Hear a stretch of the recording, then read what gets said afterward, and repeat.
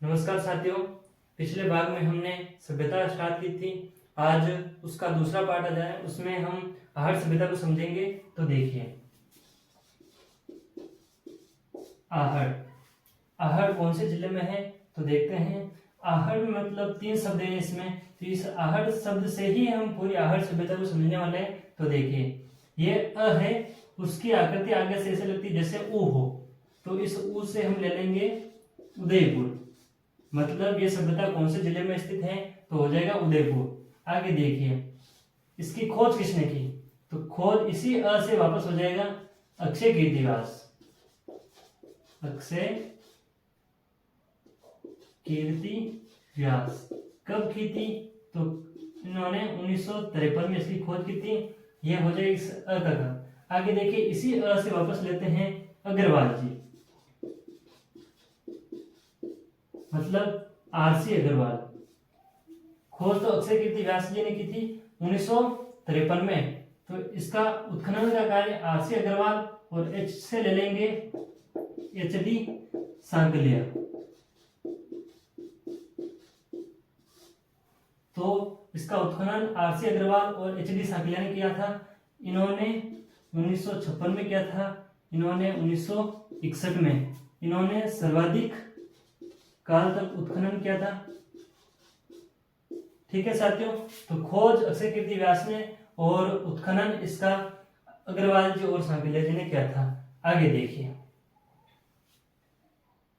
इसी अ से लेते हैं, ये कौन सी नदी किनारे स्थित है, ये हो जाएगा आहेड़। आपने पढ़ा होगा बेड़ज, जो कि उदय सागर झील में गिरने से पहले आहेड़ नदी के नाम से जाना जाता है। तो यह सभ्यता आहेड़ नदी किनारे ही है। हाँ, ये इसी अ से हो जाएगा। आगे देखिए, ये आहेड़ नदी बनास में जाकर गिरती है। ठीक है ना साथियों, ये आहेड़ नदी बेड़ज उदयपुर उदय सागर झील के बाद बेड़ज नाम हो जाता है। बेड़ज झील बनास में जाकर गिरती है, तो ये बनास से हो जाएगा बनास संस्कृति। ठीक है साथियों, बनास संस्कृति इसी सभ्यता को कहते हैं। तो इधर से वापस ती को लेंगे तो ताम्रवती। इस सभ्यता को ताम्रवती नगरी भी कहते हैं, क्योंकि यहां तांबे गलाने की पट्टियां प्राप्त हुई है। इसी कारण इसको ताम्रवती नगरी भी कहते हैं। ध्यान रखें, यह बहुत ही बढ़िया सवाल बन जाता है, क्योंकि गणेश्वर सभ्यता को ताम्रवती जननी भी कहा जाता है। इसको ध्यान रखें, इसको नगरी कहा जाता है। आगे देखिए, इधर से वापस इस ब को लेते हैं तो हो जाएगा बनासियन बुल। इस सभ्यता को बनासियन बुल की संज्ञा भी दी जाती है, क्योंकि यह मिट्टी से बना हुआ वृषभ की मूर्ति प्राप्त हुई है, इसीलिए इसे बनासियन बुल कहते हैं। आगे देखिए, इसी अ से वापस ले लेते हैं, इसके अन्य नाम या उपनाम क्या थे तो पहला नाम हो जाता है आगाटपुर, दूसरा स्थानीय नाम हो जाता है धूलकोट। यह अभी 2023 की रीट की परीक्षा में पूछा था, यही धूलकोट, जिसे आहड़ सभ्यता भी कहते हैं। आगे देखिए, यहीं से इसी अ से लेते हैं अनाज रखने के कोटे, जिसे कोरे और कोटे की संज्ञा दी जाती है। ये हो जाता है, इधर उपनाम हो जाएंगे। ये अनाज रखने के जो कोटे होते हैं उसे कोरे और कोटे कहा गया है। आगे देखिए साथियों, इस ड का भी उपयोग कर लेते हैं। हम पशुपालन को ढांडा ढोर भी कहते हैं, तो इसी ड से लेते हैं अर्थव्यवस्था का आधार। अर्थव्यवस्था का आधार क्या था तो हो जाएगा पशुपालन व कृषि दोनों। कुछ अवशेषों में और ध्यान रखें आगे, तो यहां से रंगाई व छपाई करने के लिए यहां पर ठप्पे प्राप्त हुए हैं। ध्यान रखें, रंगाई और छपाई करने के लिए यहाँ पर ठप्पे होते थे जिससे वो छपाई करते थे। और मृद बाण कौन से थे तो ये भी लिख लेते हैं।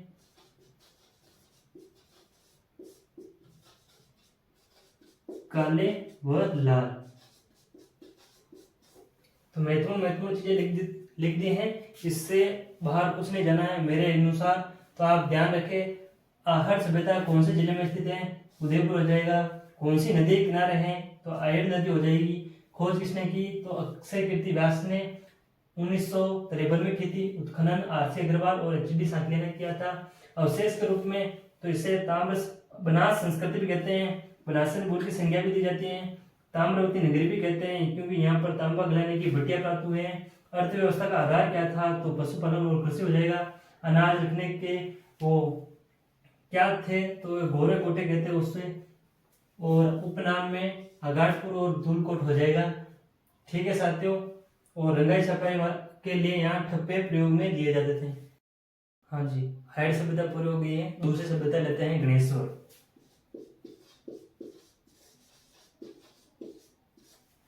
ये कौन से जिले में है तो हो जाएगा, जिला हो जाएगा रेवासा सीकर। नदी की बात करते हैं तो नदी हो जाएगी कांतली। कांतली नदी के क्षेत्र को ही तोरावटी कहते हैं, ये भी ध्यान रखें। इसके बाद हो जाता है इसकी खोज किसने की, उत्खनन किसने किया तो देखते हैं। खोज आरसी अग्रवाल। आरसी अग्रवाल ने 1972 में की थी। उत्खनन हो जाएगा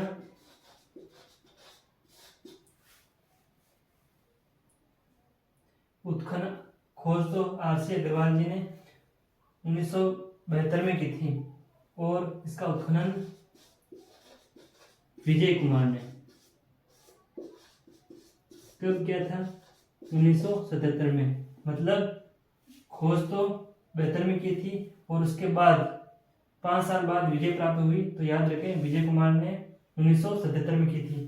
तो अवशेष के रूप में देखते हैं यहाँ पर क्या क्या मिला था।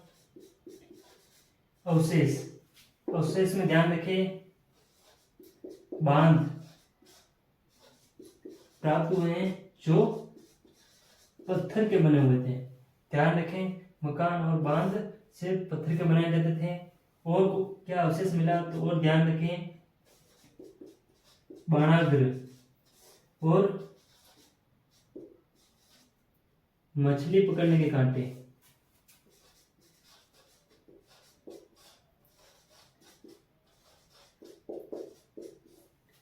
बाणाग्र और मछली पकड़ने के कांटे जिसमें तांबे की मात्रा 99% थी। मतलब यहाँ तांबा वो ज्यादा था। और अगला पॉइंट हो जाएगा ताम्रवती सभ्यताओं की जननी। आहड़ में हमने पढ़ा था उसको ताम्रवती सभ्यता कहते हैं और इसको ताम्रवती सभ्यताओं की जननी कहते हैं क्योंकि यह ताम्र युगीन सभ्यता है। बहुत ज्यादा यहाँ पर तांबा प्राप्त हुआ है। तो ध्यान रखें ये ताम्रवती सभ्यताओं की जननी कहते हैं। ये सबसे मोस्ट है जननी और वो नगरी थी। आगे देखिए इसमें कुछ पॉइंट और ले जाते हैं, देखते हैं।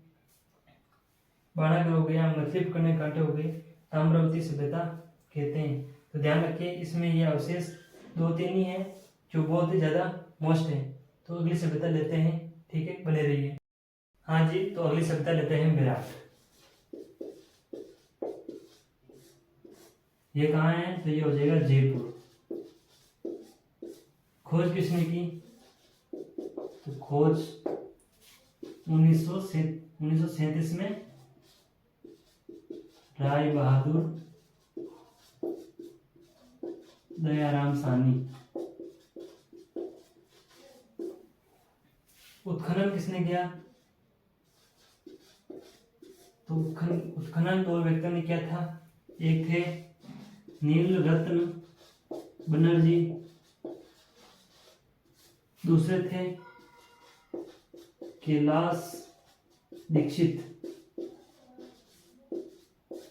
ठीक है, तो खोज 1937 में राय बहादुर दयाराम साहनी ने किया था और उत्खनन नील रत्न बनर्जी और कैलाश दीक्षित ने किया था। एक याद रखने की ट्रिक बताता हूँ, विराट में रा दिखा है तो खोज किसने की? राय बहादुर दयाराम साहनी ने। यहाँ भी रा और यहाँ भी रा, तो ये याद रखिएगा। अगला है उत्खनन। उत्खनन को कैसे याद रखोगे? अपने घर कोई अतिथि आते हैं तो उनको सबसे पहले बोलते हैं कि बैठो, तो बैठो से फिर वो क्या बोलते हैं? नहीं बैठूं, तो मतलब बैठो से याद रख लोगे नील रत्न, मतलब नहीं बैठूं, तो यहाँ हो जाएगा नील रत्न बनर्जी। और अपन अतिथि आते हैं तो क्या बोलते हैं? तो मतलब क्या से हो जाएगा? कैलाश दीक्षित हो जाएगा। ठीक है, तो आगे देखिए अवशेष।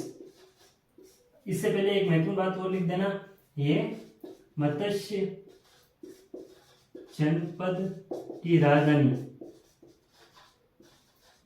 आपको पता होगा कि मत्स्य जनपद की राजधानी विराटनगर थी, तो इसी विराट को विराटनगर भी कहते थे।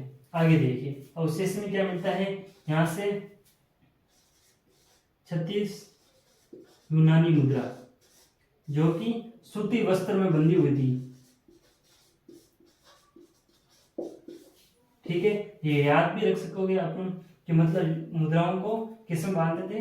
सूती वस्त्र में। तो या इसमें हो जाएगा हाथ से बुना हुआ सूती वस्त्र भी प्राप्त हुआ है। और एक सभ्यता और है जो मैं आपको आगे बता दूंगा, तो ध्यान रखिए सूती वस्त्र और यूनानी मुद्रा। अगला है 6-7 मकान, मतलब यहाँ भी संयुक्त परिवार रहता था, इसलिए यहाँ 6-7 मकान थे। और आगे देखिए 8 बौद्ध मठ, यहां से प्राप्त हुए 8 बौद्ध मठ।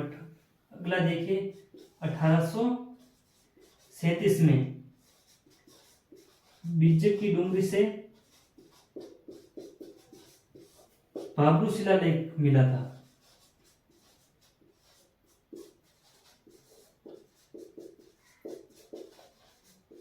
ये मिला किसको था? तो देखिए यहां हो जाएगा कैप्टन बर्ट। 1837 में, ये याद रखने योग्य है, ये परीक्षा में पूछा भी जाता है। 1837 में बीजेप की डूंगरी से बाबरू शिलालेख प्राप्त हुआ। ये किसको प्राप्त हुआ था? तो ये हो जाएगा कैप्टन बर्ट। आगे देखिए यहाँ पर कुछ डूंगरियां जो इस सभ्यता से संबंधित हैं, तो हो जाएगा फोगली, बीजक, महादेव की डूंगरियां। ये कहीं नाम दिख जाए तो ये सभी विराट सभ्यता से संबंधित हैं।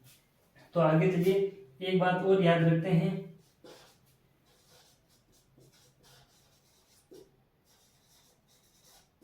बौद्ध धर्म व मौर्यकालीन।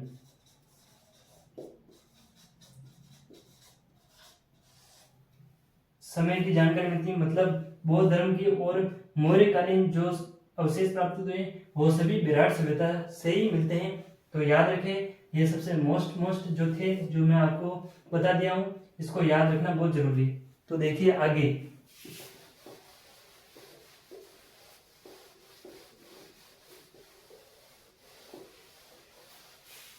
अगली सभ्यता लेते हैं बालाथल।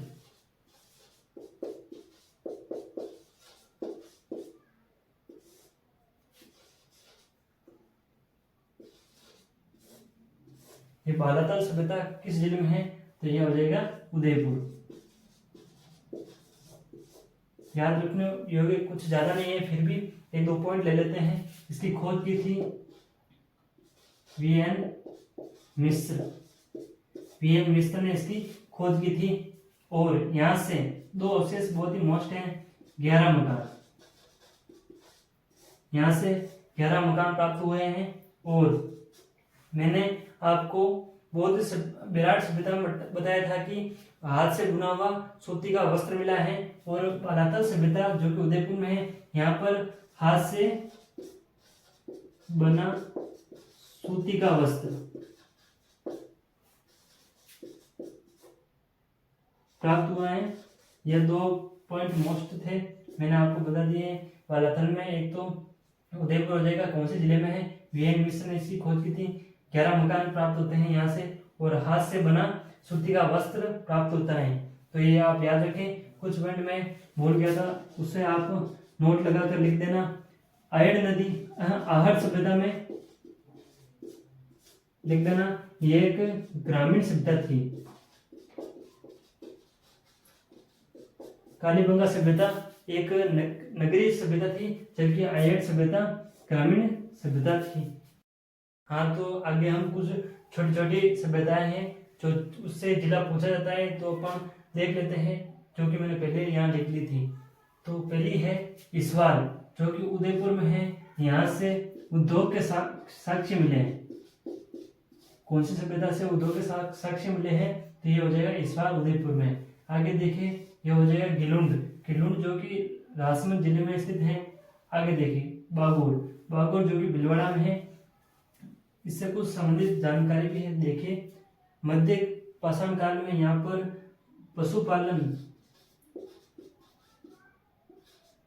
पशुपालन के अवशेष प्राप्त हुए हैं, जो कि बहुत ही ज्यादा प्राचीन थे।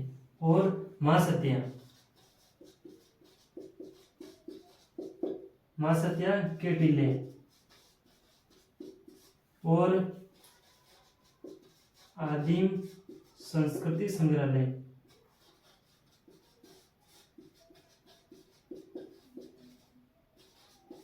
ये भी बागोर सभ्यता से संबंधित हैं। मध्य पाषाण काल में पशुपालन के अवशेष और यहाँ पर महासत्यों के टीले भी प्राप्त हुए हैं। आदिम संस्कृति संग्रहालय भी बागोर सभ्यता को कहते हैं। आगे देखिए, रंग महल जो कि हनुमानगढ़ जिले में स्थित है।